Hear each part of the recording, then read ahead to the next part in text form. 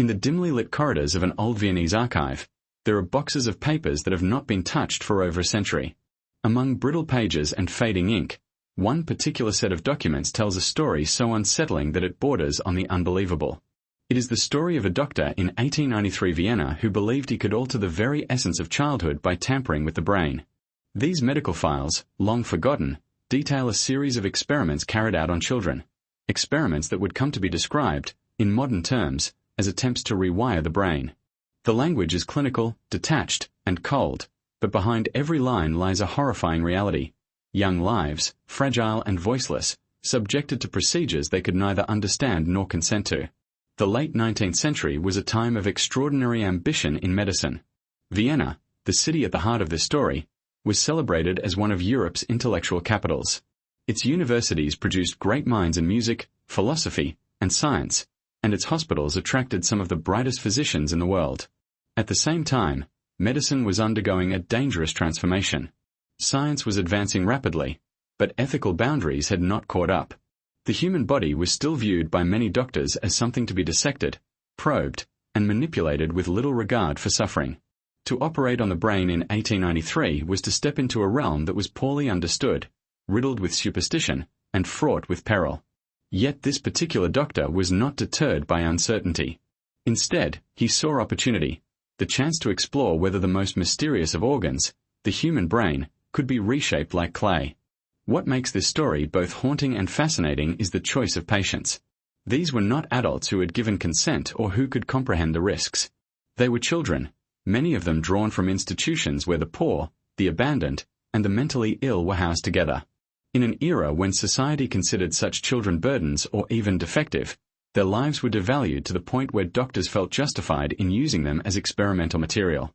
The doctor's notes describe their conditions in clinical shorthand: epileptic, feeble-minded, uncontrollable, hysterical, but these cold labels strip away the human reality.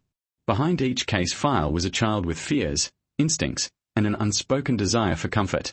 The experiments themselves were presented as medicine, but they walked a fine line between scientific curiosity and cruelty. The doctor claimed he was seeking cures for seizures, madness, or violent behavior. He believed that if he could interrupt or redirect the pathways of the brain, he could silence unwanted impulses or create new ones. To the medical establishment of the time, this was seen as daring and visionary. But to us, looking back with modern eyes, it is nothing short of chilling.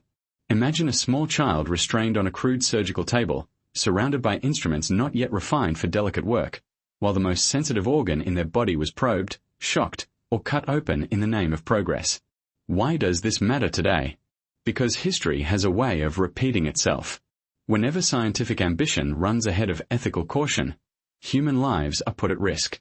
The case of this Viennese doctor, buried for over 100 years, reminds us of how easily medicine can cross into territory that feels more like horror than healing. It is also a story about silence, how society allowed such experiments to happen, how the voices of the children were ignored, and how, in time, the memory of these acts was almost erased. These forgotten files do more than preserve medical notes. They preserve evidence of a darker truth, one that science has often tried to bury.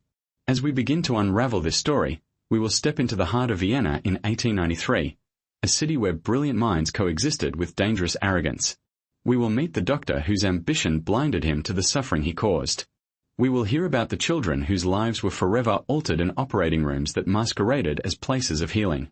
And we will explore how these files, long hidden, raise questions that remain just as relevant today. How far should science go? What price is too high to pay for knowledge? And how do we ensure that the most vulnerable are not sacrificed in the name of progress? This is not simply a tale of one man's experiments. It is a story of a society that enabled him, a medical culture that celebrated breakthroughs while ignoring the broken lives left behind, and a haunting reminder of how thin the line can be between innovation and inhumanity. The rediscovery of these files forces us to confront the uncomfortable reality that progress has often come at the expense of those least able to defend themselves. And it challenges us to look at our own age of scientific advancement with sharper eyes, asking whether the mistakes of 1893 Vienna are as far away as we would like to believe. In 1893, Vienna stood as a glittering jewel at the center of Europe. Known as the City of Dreams, it was a place where music, philosophy, and science flourished side by side. Its coffee houses buzzed with intellectual debates, Its opera halls echoed with the genius of composers like Mahler and Strauss, and its grand boulevards showcased wealth, elegance, and imperial pride. But beneath this polished exterior, Vienna carried shadows. Poverty, disease, and a rigid social hierarchy left countless citizens on the margins, and in the dark corners of hospitals and asylums, the desperate became subjects of medical curiosity. This was the paradox of Vienna, a city that dazzled with progress while hiding quiet suffering in plain sight. The medical world in Vienna was at the forefront of international attention. The Allgemeines Krankenhaus, Vienna's general hospital, was considered the beating heart of European medicine. Students traveled from across the continent to study under its renowned physicians. Within its walls, breakthroughs in pathology, surgery, and psychiatry were being forged. But the prestige of the hospital also gave physicians immense power. Doctors were seen as gatekeepers of truth, their authority rarely questioned, even when their methods strayed into territory that was experimental, invasive, or dangerous. For many, the human body was less a sacred vessel than a puzzle waiting to be solved, no matter the cost. In the streets outside the hospitals, Vienna was undergoing its own transformation. The population was swelling as migrants from rural Austria-Hungary poured into the capital in search of opportunity. But not everyone found prosperity. Tenements grew overcrowded, disease spread quickly, and poor families often could not care for sick or disabled children. These children frequently ended up in institutions, orphanages, or psychiatric wards, places where they were categorized, managed, and, more often than not, forgotten. To a doctor with bold ideas, these children represented opportunity. In a society that valued them little, their lives could be justified as material for experimentation. It is important to remember that in 1893, the boundaries of medical ethics were blurry at best. Concepts like informed consent were virtually non-existent. A patient's understanding of a procedure, especially if they were poor or institutionalized, was rarely considered. For children, the situation was even more dire. Decisions were made entirely by guardians, institutions, or, at times, the state. Doctors, armed with authority and prestige, could operate unchecked.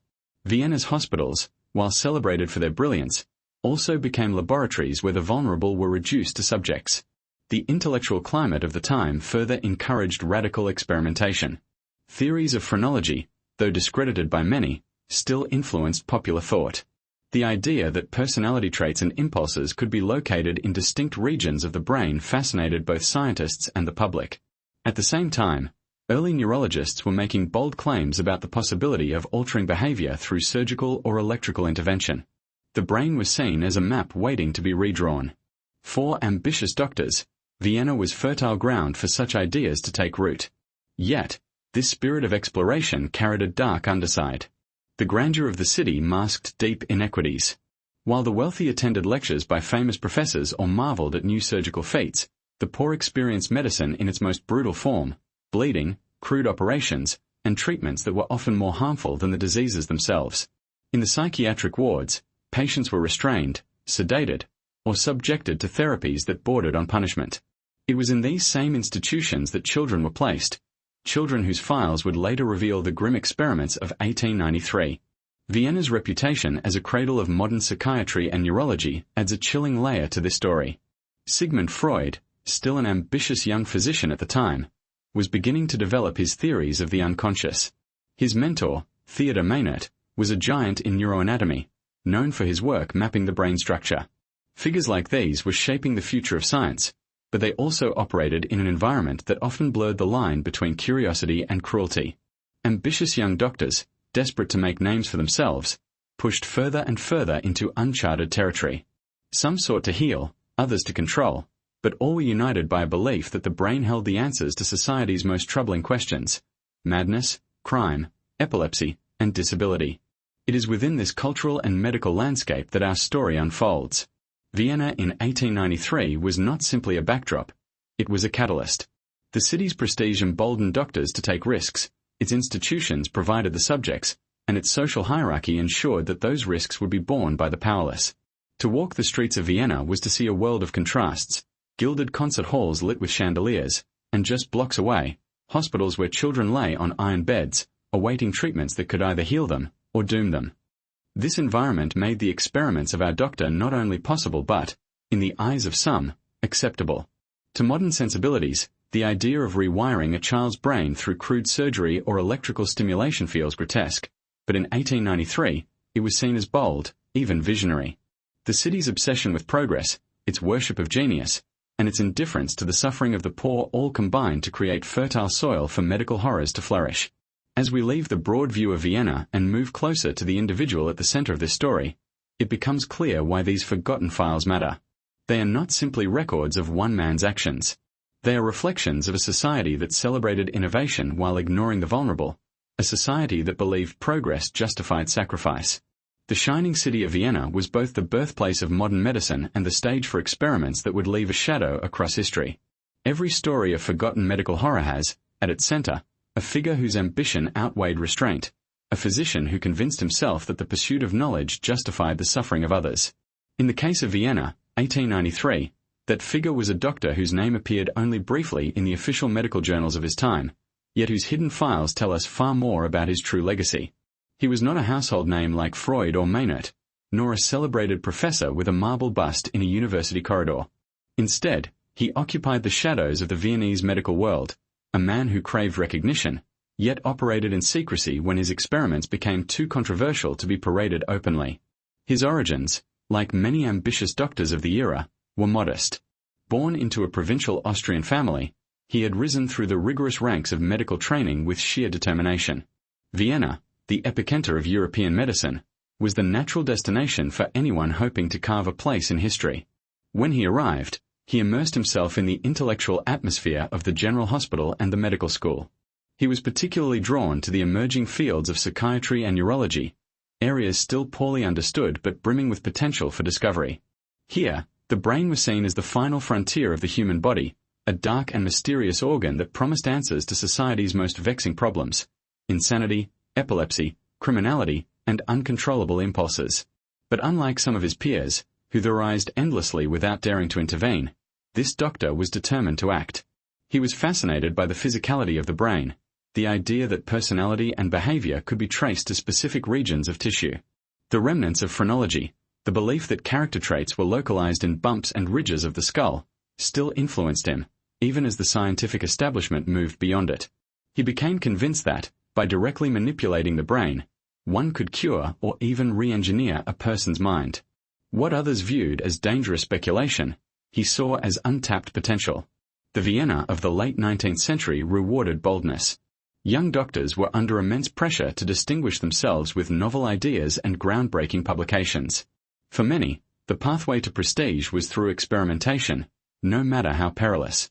Our doctor understood this. His early papers were filled with cautious language, describing animal studies and speculative theories. Yet between the lines, one can sense his growing obsession with the possibility of human experimentation. When he finally gained access to child patients through an institutional connection, likely an orphanage or asylum, he seized the opportunity. What drove him?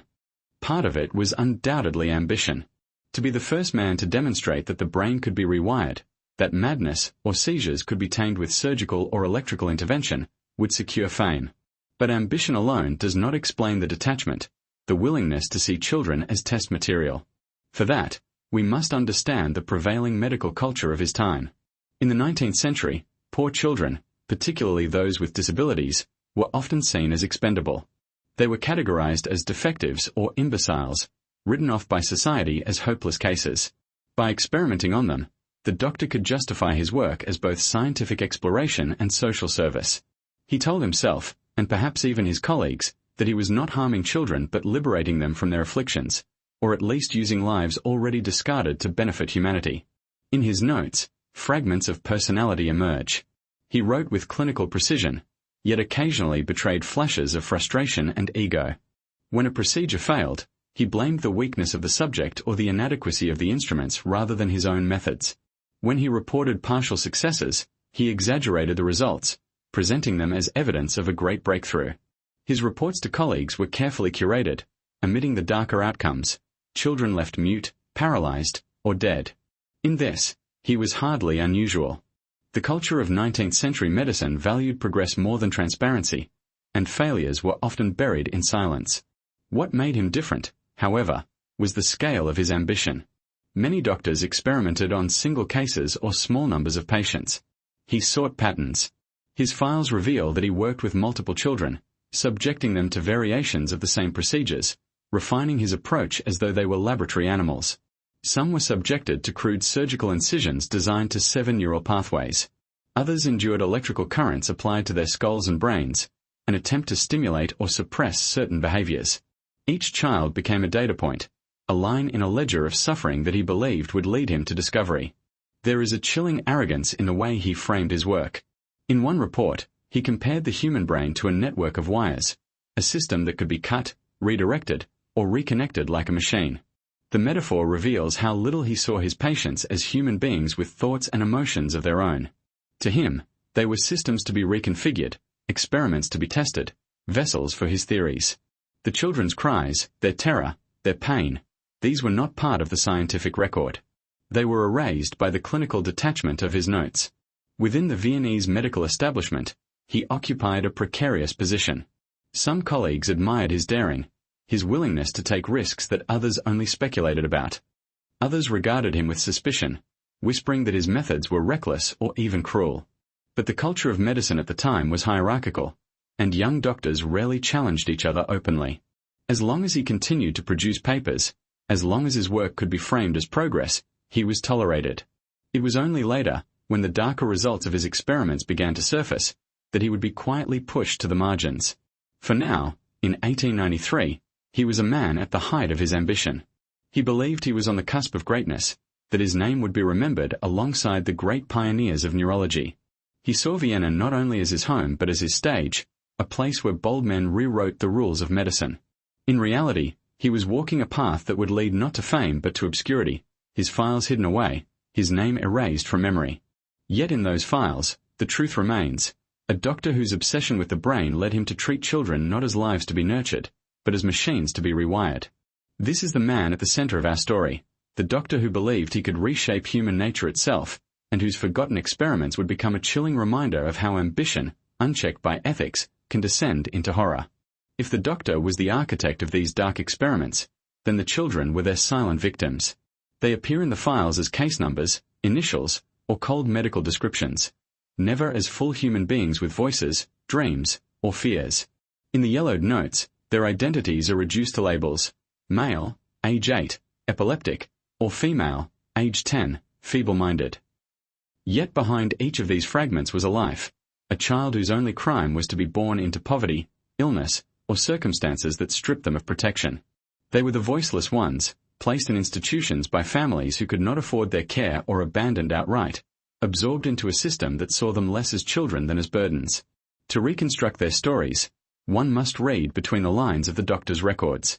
The notes describe conditions in detached language, fits daily, uncontrollable behavior, speech impediment, but one can imagine the reality of these lives.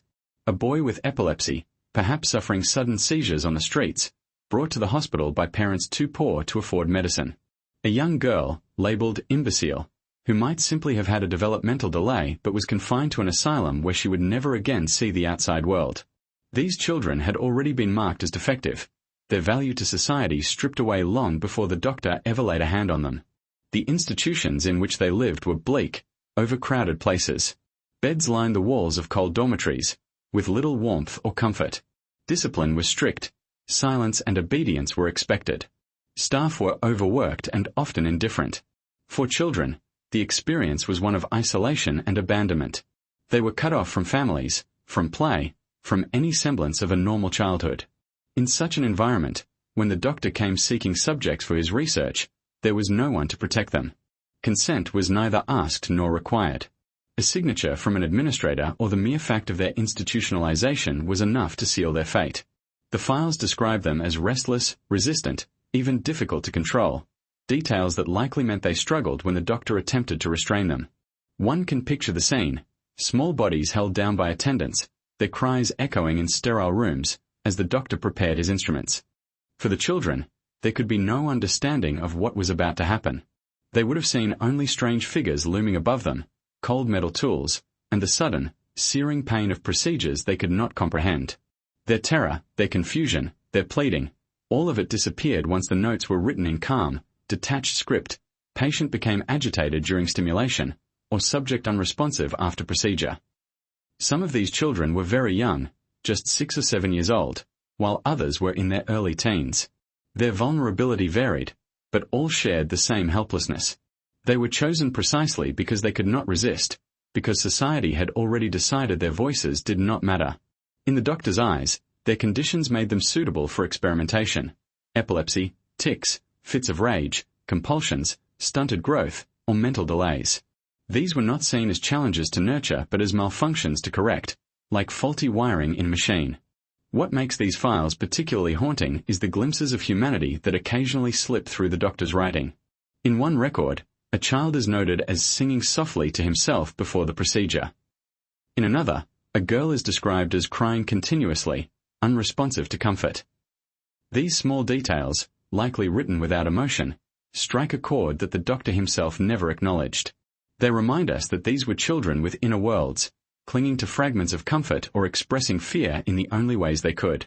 It is in these fleeting notes that we can still hear their voices, faint but insistent across the decades.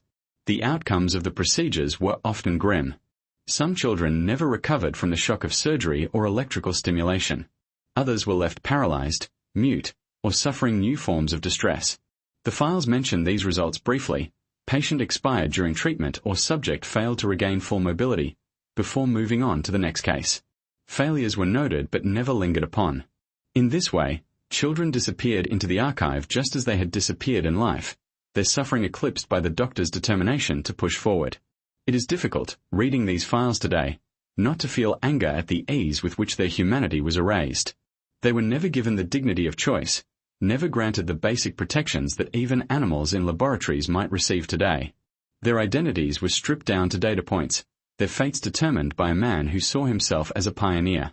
Yet, if we pause and remember them as children rather than cases, a different picture emerges: small hands gripping the edge of a hospital bed, wide eyes staring at instruments they did not understand, hearts racing with fear in the final moments before consciousness slipped away. To tell their story is not to sensationalize their suffering but to restore their humanity. These were not just anonymous subjects in a forgotten experiment. They were children who might have grown into adults with dreams, families, and lives of their own. Instead, they were caught in the machinery of a medical system that valued discovery over compassion. Their lives became the cost of progress, a price paid in silence and hidden in archives for more than a century. In remembering them, we confront not only the cruelty of one doctor but the complicity of a society that allowed it. Vienna, with all its grandeur and brilliance, turned a blind eye to the fate of its most vulnerable. The children were invisible to the public, and so their cries went unheard. The doctor may have seen them as subjects, but history must see them as victims, innocent lives lost to ambition, sacrificed in the name of knowledge that was never worth their pain. And so, as we move deeper into this story, it is crucial to hold on to their memory. Without them, the tale becomes only about the doctor's ambition, his experiments, his legacy. But with them, we see the true cost: human lives, small voices silenced in sterile rooms, futures stolen long before they began. These children, stripped of names and identities in the records, must be given them back through our remembrance. They are the heart of this story, the forgotten ones, whose suffering still echoes through the faded ink of a long-buried file. The files describe the procedures with an eerie mix of precision and vagueness, as though the doctor wanted to appear scientific while concealing the full horror of what he was doing. To read them is to step into a world of crude instruments, experimental surgery, and electrical devices that were far ahead of their time and ambition, yet terrifyingly primitive in execution. The children subjected to these procedures were not simply patients. They were living test subjects in a macabre theater where the brain itself became the stage. The process began long before the first incision. The children were typically restrained, often with leather straps across the arms, legs, and chest. Anesthesia in the late 19th century was still a fragile science. Ether and chloroform were available, but their use was inconsistent, and in many cases, children were only partially sedated. This meant they slipped in and out of awareness, their cries muffled but not silenced. The doctor's notes sometimes mention resistance during the procedure, which, stripped of clinical detachment, likely means struggling bodies, muffled screams, and eyes wide with terror as strange instruments were brought near their heads. Once the child was immobilized, the doctor prepared the scalp. He shaved patches of hair and disinfected the skin with solutions that stung on contact. Then came the first act of intrusion, the scalpel cutting into tender flesh, peeling back layers to reveal the skull. Even in an age when surgery was brutal by necessity, to cut into the head of a child carried a particular weight. Yet the doctor seemed to treat it no differently than an incision into an arm or a leg. The brain was, to him, a frontier that demanded to be opened. The next step involved the skull itself. Small holes, called trephinations, were drilled or cut using handheld devices. Imagine the slow grind of metal against bone, the vibration traveling through a child's skull as the instrument pierced deeper. Each hole was an entry point into the brain's hidden world, a doorway through which the doctor hoped to find the secrets of human behavior. The notes described these openings clinically: a burr hole of 1-2 centimeters prepared at left frontal region. But what such sterile words conceal is the reality of children lying helpless while their very skulls were breached. Through these openings, the doctor introduced his instruments. Sometimes it was a blunt probe, used to press against regions of the brain to observe reactions. At other times, fine wires delivered small electrical shocks, stimulating tissue in the hope of controlling seizures, silencing compulsions, or altering behavior. The doctor wrote of these attempts as stimulation and interruption, believing that the brain's pathways could be redirected like circuits in a machine. He recorded with interest the responses: a sudden jerk of a limb, a momentary silence in the midst of a fit, an unexpected cry. To him, these were signs of success, evidence that the brain could indeed be manipulated. To the children, they were bursts of agony, invasions of the deepest part of their being.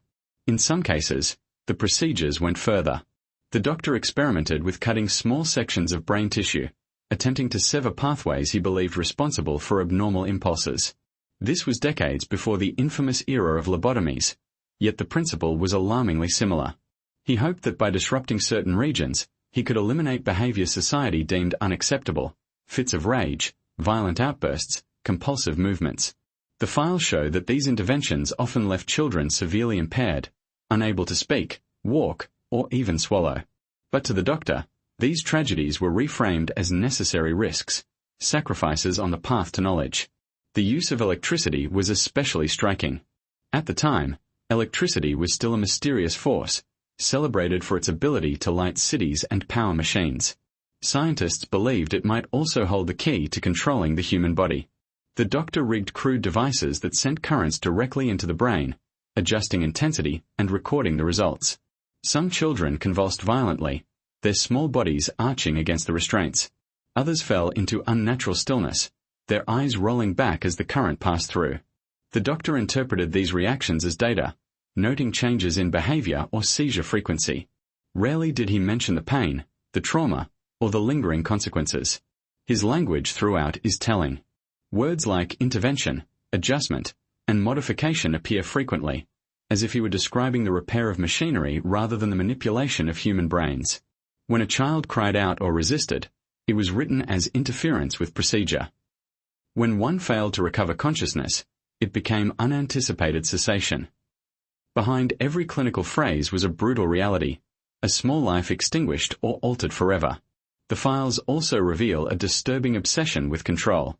The doctor seemed particularly focused on behaviors that defied authority: aggression, disobedience, excessive movement. Children who were restless or resistant were prime targets for rewiring. It suggests that, in his mind, these experiments were not only medical but also social. He envisioned a future where unwanted traits could be cut out or silenced, where children could be molded into obedience through surgical or electrical means. In this sense, his work foreshadowed darker chapters of medical history, where science was used not to heal but to enforce conformity. One of the most unsettling aspects of the procedures is the repetition. The files show that children were sometimes subjected to multiple interventions, their brains opened again and again as the doctor refined his techniques. There is a cold efficiency to this repetition, as if each child were nothing more than an experiment to be tested, adjusted, and tested again. Some survived for weeks or months after their first procedures, only to be brought back under the knife for further probing. In these cases, the doctor noted progress in a refinement of his method, ignoring the accumulating toll on fragile young bodies. What is striking, looking back, is how little was actually achieved. The doctor reported occasional reductions in seizures or improvements in behavior, but these were often temporary or exaggerated. More often, the outcomes were catastrophic: disability, paralysis, or death. Yet the failures did not deter him. Instead, They fueled his conviction that he was on the right path, that more experimentation was needed to unlock the brain's secrets. His ambition blinded him to the destruction he left behind, and the society around him was too willing to look away. Today, reading these files is like looking at a grotesque blueprint of future horrors. The crude brain surgeries of 1893 Vienna prefigured the lobotomies of the mid-20th century, the electroshock therapies applied without consent, the experiments conducted under totalitarian regimes in the name of progress.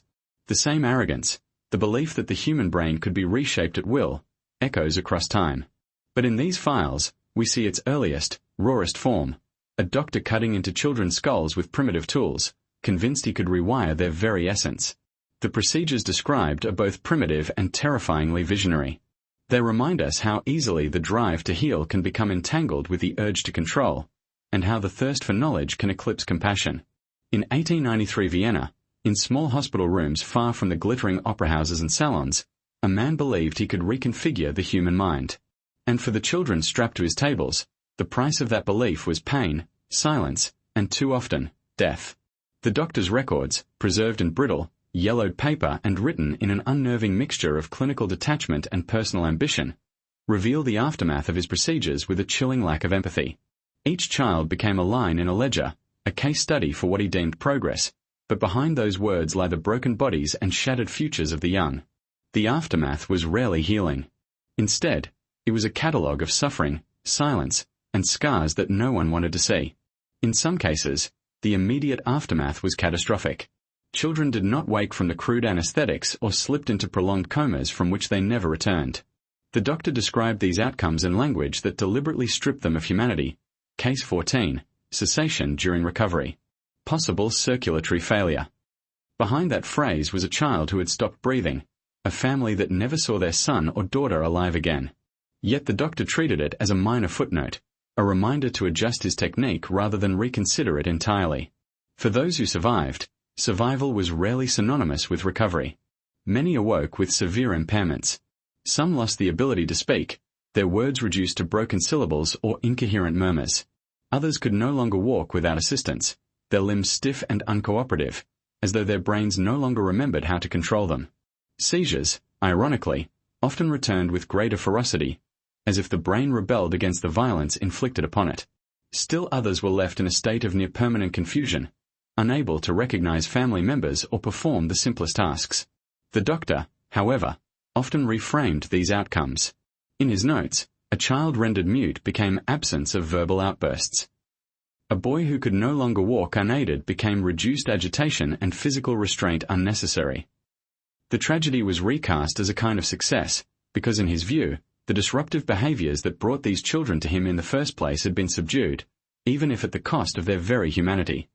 Parents, desperate and misled, were caught in a cruel trap. The hope that their child might be cured of fits, violence, or uncontrollable behaviors had brought them to the doctor's doors. And when the child returned home diminished, damaged, or entirely unrecognizable, many parents struggled with feelings of guilt and shame.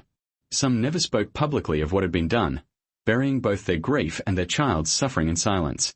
Others continued to cling to the doctor's promises, convincing themselves that the changes were signs of progress, or that more time was needed for healing.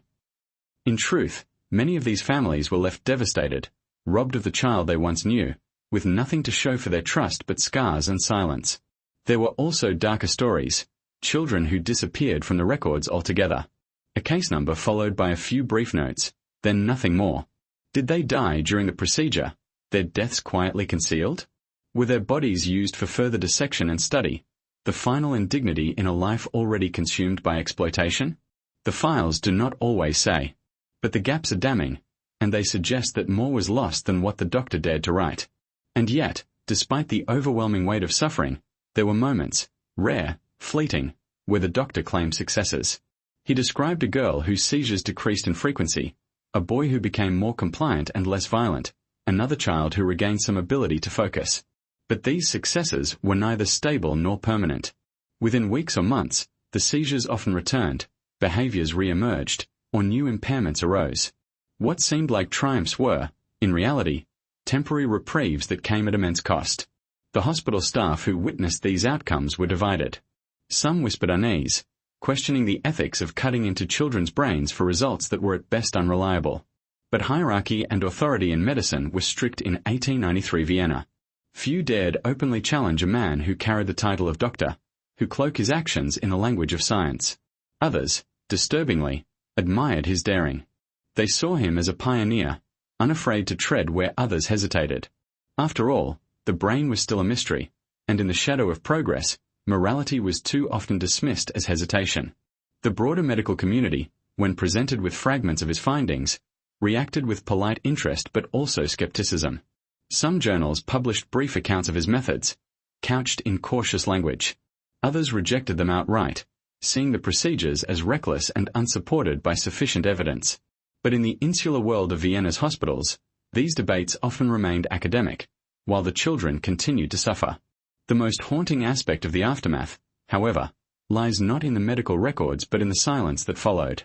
For decades, these cases remained buried in archives, their human cost forgotten.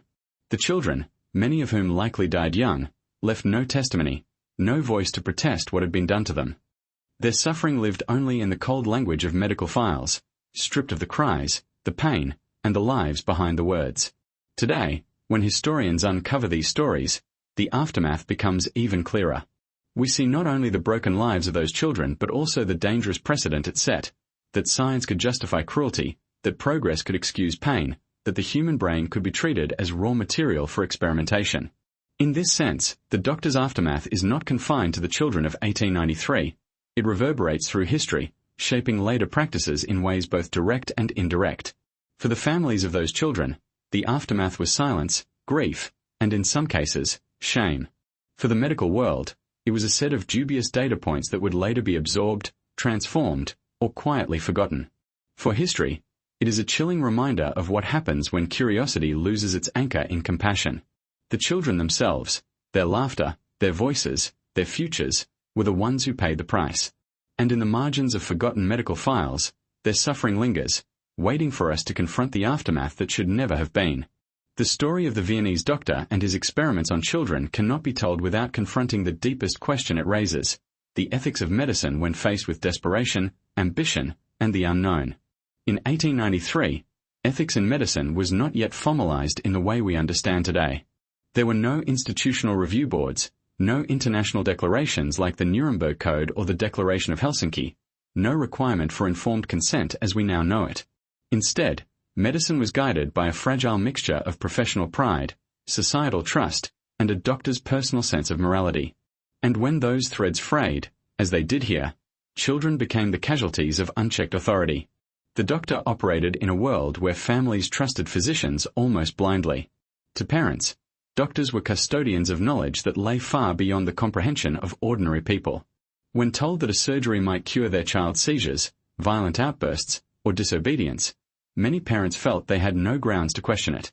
And in their desperation, they signed away, often informally, sometimes verbally, the bodies of their children to experiments they could not begin to fathom. The ethical balance between trust and exploitation tipped heavily in favor of the physician, who wielded both power and persuasion.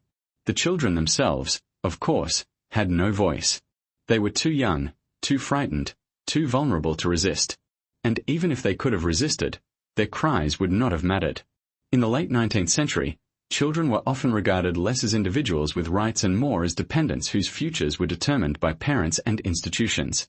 To the doctor, they were not patients in the modern sense, but rather raw material for experimentation, beings whose consent was irrelevant in the pursuit of what he considered progress. Here lies the first ethical dilemma: can the pursuit of knowledge ever justify harm to the most vulnerable? For the doctor, the answer seemed clear.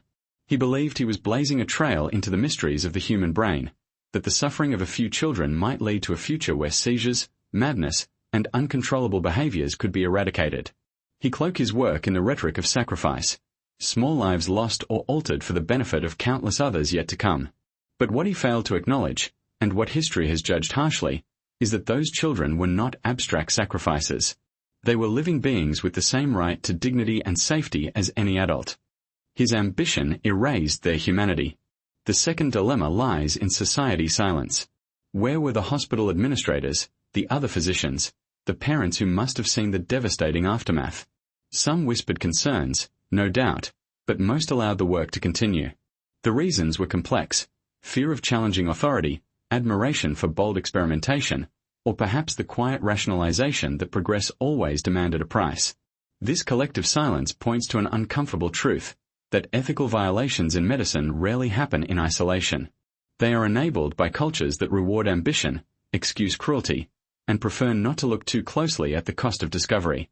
Another troubling aspect of the ethics is how easily the definitions of success were manipulated. The doctor often framed catastrophic impairments as improvements. Children left mute were described as calmer, those paralyzed as no longer disruptive. This distortion of reality reveals the moral hazard of allowing ambition to redefine suffering as progress. It was not simply that the doctor failed ethically, it was that he reshaped ethics to serve his purpose, convincing himself and others that mutilation could be rebranded as healing. Looking at this case from today's perspective, we can see the roots of debates that still haunt medicine. How much risk is acceptable in the pursuit of discovery? Who decides what constitutes a tolerable level of suffering? At what point does experimentation cross the line from treatment into abuse? In 1893 Vienna, those questions were unanswered, and into that void stepped a man whose ambition outweighed his compassion. This story also forces us to confront the darker side of medical history as a whole. The Viennese doctor was not alone. Across the 19th and 20th centuries, countless patients, often the poor, the institutionalized, the disabled, and the young, were subjected to experiments without consent. Whether in the asylums of Europe, the prisons of America, or the wartime laboratories of authoritarian regimes, the same ethical failures echoed again and again, the belief that vulnerable lives were expendable in the service of progress. This makes the Viennese case not an aberration, but an early warning sign of patterns that would culminate in far greater horrors later in the 20th century. Perhaps the most chilling ethical dilemma lies in how history almost forgot these children entirely. Their suffering was reduced to statistics, their voices silenced in sterile case notes. Only when historians unearthed the files did their stories resurface, demanding a reckoning with the past. In that silence, we find one final ethical failure: the failure to remember, to honor, and to learn. If their stories had remained buried, the ethical questions raised by their suffering might never have been asked. The legacy of these experiments reminds us that medical progress cannot be untethered from morality. The brain remains, even today, one of the least understood frontiers of science. But if we have learned anything from cases like this, it is that the pursuit of knowledge cannot come at the cost of treating human beings as objects. Ethical codes like informed consent, patient rights, and oversight committees arose not from abstract philosophy, but from the scars left by those who suffered in their absence. The children of Vienna in 1893 were among those who paid that price. The ethical dilemma, then, is not confined to history. It echoes into our present and future. Each time medicine considers bold new frontiers, genetic editing, neuroenhancement, artificial intelligence interfacing with the brain, the same question looms: will we remember the children of Vienna, or will ambition once again outrun compassion? To understand how such disturbing medical practices could take root in 1893 Vienna, one must look beyond the hospital walls and into the broader cultural climate of the city itself.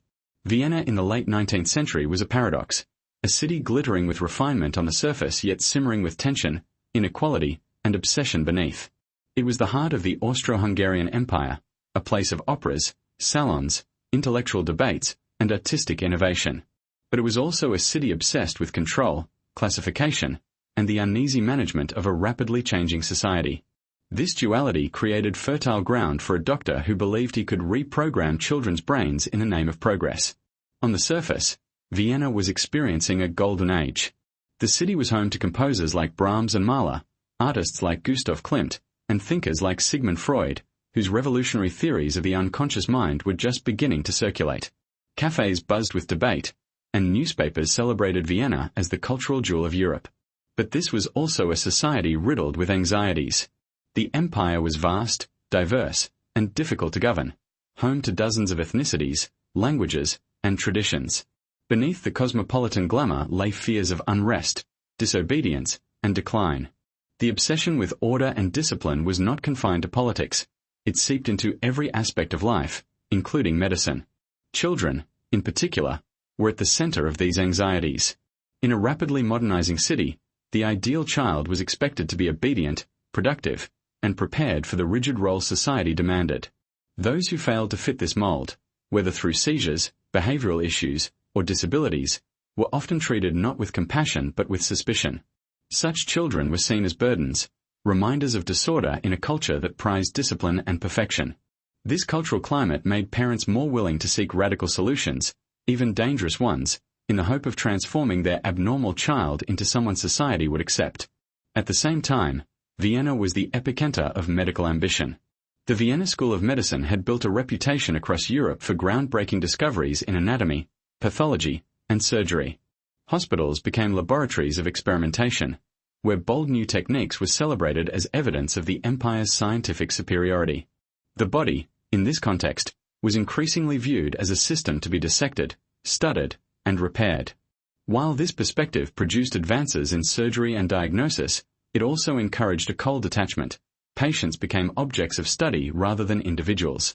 In such an environment, a doctor who dared to explore the brain, that most mysterious of organs, could easily cast himself as a pioneer, even if his methods bordered on the grotesque. The cultural climate also carried darker undertones. The late 19th century was a period when ideas about eugenics and social engineering were beginning to circulate across Europe. Though not yet formalized into the horrific policies of the 20th century, whispers of improving the human stock and eliminating undesirable traits were already in the air. In this light, the doctor's experiments on children with seizures, compulsions, or behavioral issues seem less like isolated eccentricities and more like early expressions of a cultural obsession with control and purity. The idea that undesirable traits could be cut out, rewired, or suppressed aligned disturbingly well with a society increasingly preoccupied with shaping its citizens into a predictable mold. Religion, too, played a role in shaping attitudes toward medicine and suffering. Vienna was steeped in Catholic tradition, and illness was often interpreted through both spiritual and medical lenses. Seizures, compulsions, and mental disturbances had long carried the shadow of stigma, associated in earlier centuries with possession or moral failing. By the late 19th century, these superstitions were giving way to scientific explanations, but the cultural residue of shame remained. Families with afflicted children often felt compelled to hide them or seek drastic interventions to erase the blemish. This mixture of shame and desperation made them particularly vulnerable to the promises of a doctor who claimed he could offer a cure, however brutal the method. It is also essential to remember that Vienna, for all its sophistication, was still a city of stark inequality. The glittering world of opera houses and salons was reserved for the wealthy elite, while the poor crowded into tenements and struggled to survive. Many of the children who ended up in the doctor's care likely came from these marginalized communities. Families with little power, few resources, and even less ability to challenge authority. In this way, the experiments reflected a broader societal hierarchy, the poor providing the bodies on which the wealthy and educated built their reputations. The cultural climate did not merely allow such exploitation, it quietly encouraged it. The intellectual climate further blurred the lines between science and morality. Figures like Freud were beginning to suggest that behavior could be analyzed, interpreted, and even altered. At the same time, physiologists were mapping the nervous system, identifying brain regions linked to movement, speech, and sensation. In this charged atmosphere, the brain seemed like the final frontier, an organ that could, perhaps, be manipulated as precisely as the muscles of the heart or the chambers of the lungs. The doctor's obsession with rewiring children's brains was not an aberration in this context.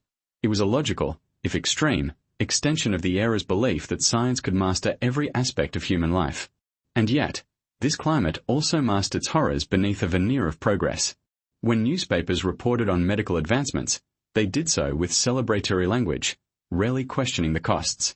Parents, doctors, and society at large became complicit in a silence that allowed suffering to continue unchallenged. The culture of Vienna rewarded innovation, ambition, and spectacle, but it had little patience for ethical reflection. In such a place, a man who promised to transform broken children into orderly, compliant members of society could easily find both support and silence. The cultural climate of Vienna in 1893 was, therefore, not merely a backdrop to the doctor's experiments, it was a breeding ground for them. It combined glittering ambition with deep insecurity, reverence for science with disregard for compassion, fascination with the human mind with fear of difference. And in this volatile mix, one man's obsession with rewiring the brain found not only room to grow, but also a society willing to look the other way. When the doctor's experiments ended, whether through professional decline, quiet dismissal, or or the natural erosion of time, something remarkable happened: silence. The city of Vienna, so quick to celebrate its geniuses, chose instead to bury this chapter in the shadows. Hospitals filed the records away, families withdrew into grief and secrecy, and colleagues quietly distanced themselves from the controversial work. What remained was not a scandal that shocked the empire, but a void, an intentional forgetting that swallowed the lives of the children and the lessons of their suffering. The silence was not accidental. In the late 19th century, medicine was still a profession obsessed with prestige. Failures were to be hidden, mistakes minimized, and controversies quietly removed from view. To publicly admit that children had been permanently damaged, or killed, by experimental surgeries would not only tarnish the doctor's name, but also cast doubt on the reputation of Vienna's medical establishment. Hospitals depended on trust, and that trust was fragile. Thus, the simplest solution was to reduce the children to numbers in case files, tuck those files into cabinets, and allow dust and time to do the rest. Families, too, had reasons to remain silent. In many cases, they had consented, however unknowingly, to the procedures. To speak out would mean confronting unbearable guilt, that they had delivered their child into the hands of a man who promised healing but delivered only harm.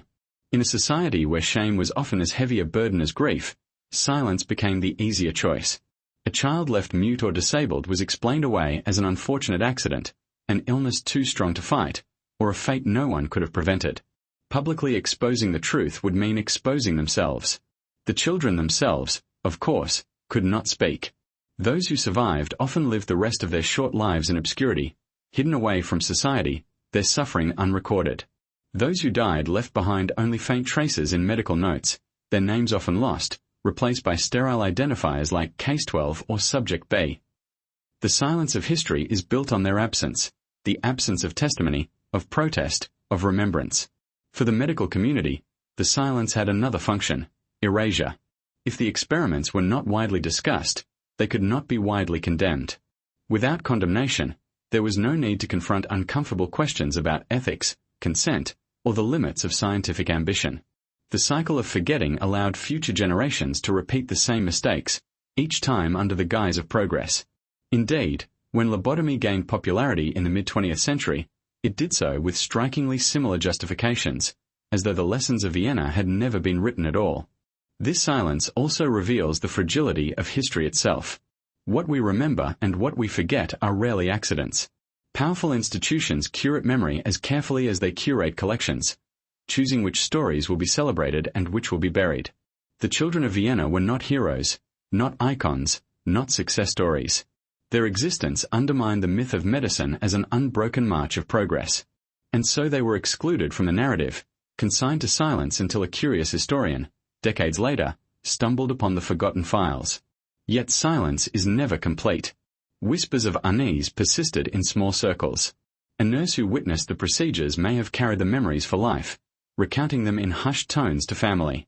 A junior physician, disturbed by what he saw, may have spoken of it in letters or diaries. These fragments, scattered and rare, are the faint echoes of what might have been a reckoning.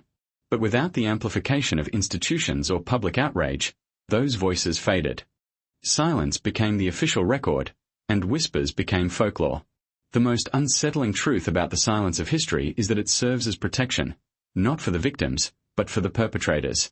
The doctor's name faded not because he was condemned, but because he was quietly absorbed into the anonymity of forgotten practitioners. His ambition, his cruelty, and his failures were not held accountable. Instead, history moved on, leaving him unpunished and his victims unremembered. The silence ensured that there was no scandal, no outrage, no reform prompted by his work. For modern readers, uncovering this silence is almost as chilling as uncovering the experiments themselves. It forces us to ask how many other stories remain buried, how many other victims lie hidden in archives, their suffering erased by the convenience of forgetting. It also raises an uncomfortable question: do we, even today, engage in similar silences? When new medical frontiers push into ethically uncertain territory, gene editing, artificial intelligence in healthcare, neuroenhancement, are we truly confronting the moral costs, or are we allowing ambition to drown out reflection, just as Vienna once did? In the end, the silence of history is as much a crime as the experiments themselves. The children's lives were first violated in operating rooms, then violated again by the erasure of their voices from memory. It is only in uncovering their stories, however belatedly, that we begin to break that silence and confront the uncomfortable truth. Progress has always carried victims, and silence has always been their shroud. The chilling truth about history is that it rarely moves in a straight line forward. Instead, it circles back, repeating its darkest mistakes under new names, with fresh justifications, and in slightly altered disguises. The forgotten surgeries on children in Vienna did not remain isolated horrors of the 19th century. Instead, they foreshadowed what would come decades later, in hospitals and asylums across Europe and America. The parallels are unmistakable, disturbing, and damning. Perhaps the most infamous echo was the rise of the lobotomy in the early to mid-20th century. Just like the experiments in Vienna, lobotomy was born from desperation and ambition. Psychiatrists faced the overwhelming challenge of patients whose minds seemed unreachable, those suffering from schizophrenia, manic depression, or violent psychosis. In the absence of effective treatments, surgery offered a seductive promise, the possibility of reshaping the mind by altering the brain. Doctors, eager to be seen as pioneers, embraced it with astonishing enthusiasm. The similarities between the Viennese children's surgeries and the later lobotomies are haunting. In both cases, vulnerable populations became test subjects, those least able to resist, least able to consent, and least likely to be defended by society. In Vienna, it was children. In America and Europe, it was the institutionalized, the mentally ill, the poor, the forgotten. In both cases, surgeries were carried out under the banner of progress, defended as acts of mercy, and praised as breakthroughs by eager colleagues and credulous newspapers. And in both cases, the victims were silenced, their suffering rationalized as unfortunate but necessary sacrifices. The procedures themselves, too, carried parallels. The Viennese doctor believed that cutting into the brain could silence disruptive impulses and correct perceived deficiencies. Half a century later, lobotomy surgeons believed the same, that by severing connections in the prefrontal cortex, one could eliminate depression, calm violence, or suppress anxiety. Both shared the same flawed logic, that complex human suffering could be solved through crude physical intervention, as though the mind were nothing more than wires to be cut and rewired. Equally disturbing are the echoes in how society responded. Just as the Viennese medical establishment buried the failures of the child experiments, mid-20th century institutions celebrated lobotomy as a miracle cure. Newspapers hailed lobotomy patients as reborn, even as families quietly mourned the hollowed shells of their loved ones. Surgeons like Walter Freeman in the United States became celebrities, performing ice-pick lobotomies in public demonstrations, much like earlier doctors in Vienna who had showcased their cures. The victims, reduced to docile, damaged, or permanently impaired individuals, were erased from the narrative of progress. And just as Vienna's silence allowed history to repeat itself, the silence surrounding lobotomy extended the cycle further. For decades, the practice was celebrated, only to be quietly disavowed later, as though the thousands of broken lives it left behind were footnotes rather than tragedies. Once again, medicine moved on without accountability, and society allowed the victims to fade into obscurity. But the parallels do not end with lobotomy. In more recent decades, we see shades of the same logic in electroconvulsive therapy, ECT, in certain psychiatric drug trials, and even in controversial modern experiments with brain implants. While these methods may differ in sophistication, the underlying questions remain hauntingly similar. Who decides what risks are acceptable? Who consents on behalf of those who cannot consent? And how often are the most vulnerable chosen as test subjects because their voices are least likely to be heard? Consider the explosion of psychiatric drug trials in the late 20th century. Many were conducted on institutionalized patients, prisoners, or marginalized groups who lacked the freedom to refuse. Promises of relief were offered, but the side effects were often devastating. Just as in Vienna, the bodies and minds of the powerless became laboratories for ambition. Even today, with the rise of neurotechnology and gene editing, the parallels persist. Brain-computer interfaces are being tested on patients with severe paralysis. Genetic modifications are being explored to eliminate mental illness. The rhetoric is always the same: hope, progress, and healing. Yet lurking beneath that optimism is the same dangerous question: how much suffering is acceptable in the pursuit of advancement? History suggests that, unless we confront the silence and the forgetting, we risk creating new generations of victims. The haunting parallel between Vienna and later practices is not only in the acts themselves, but in the moral blindness that accompanied them. In every era, Doctors convinced themselves that the ends justified the means. In every era, society allowed ambition to overshadow caution. And in every era, the victims were erased from the story, their pain hidden by a culture of silence that valued progress over truth. It is easy, with hindsight, to condemn the doctors of Vienna or the lobotomy surgeons of the 1940s. But doing so without examining the present would be a dangerous mistake. The real lesson of these parallels is that human ambition, unchecked by ethics, is cyclical. It resurfaces in new forms, wearing the mask of innovation, but driven by the same impulse, to control, to cure, to conquer mystery at any cost. The children of Vienna and the patients of lobotomy wards were separated by time, geography, and context. Yet their fates were bound by a chilling continuity. Both were victims of a medical culture that mistook boldness for progress and equated suffering with acceptable collateral damage. Their lives remind us that forgetting is the greatest danger of all. For when history is silenced, its darkest patterns return, repeating themselves on new bodies, under new names. The parallels are not simply historical curiosities, they are warnings. Warnings that the line between healing and harm is thin, that ambition can easily become cruelty, and that without vigilance, the silence of history will continue to protect the perpetrators while erasing the victims. And perhaps the most disturbing truth of all is this: the cycle has not ended. It merely waits for its next stage. Every dark chapter in history leaves behind not only broken lives but also questions that echo long after the events themselves have faded into dust. The story of the Viennese doctor who rewired children's brains in 1893 is not merely a medical scandal or a forgotten tragedy. It is a mirror held up to humanity, forcing us to confront the uncomfortable truth about our relationship with progress, morality, and power. And as we examine these ethical questions, we begin to see that this legacy is not confined to the past. It lives on, shaping how we think about medicine, science, and the limits of human experimentation today. At the core of this story lies the most basic ethical dilemma: who gets to decide what risks are acceptable in the pursuit of knowledge? In 1893, the doctor and his colleagues believed they were entitled to make such decisions, not only for themselves but for their patients, children who could not possibly understand what was happening to them. Consent, as we understand it today, was almost non-existent. Parents of institutionalized children often had no power, or worse, their desperation made them complicit, agreeing to anything that promised improvement. In many cases, consent was never sought at all. The medical establishment of Vienna operated under the assumption that authority and knowledge gave them the right to act. But behind that authority was arrogance, and behind that arrogance was a profound blindness to suffering. This raises another question: when does healing become harm? The Viennese doctor believed he was relieving suffering, curing seizures, calming violent outbursts, or correcting what he saw as deficiencies. But his methods caused lifelong trauma, disability, and death. The ethical boundary was crossed the moment human beings became instruments of curiosity rather than subjects of care. Yet, at the time, such boundaries were blurred. Doctors often viewed themselves as saviors even when their methods inflicted agony. It was only later, when society looked back, that the cruelty became undeniable. But by then, the victims were long gone, their voices silenced, their suffering unrecorded except in the cold language of medical files. The legacy of these experiments also raises questions about the silence that surrounded them. Why did so few speak out?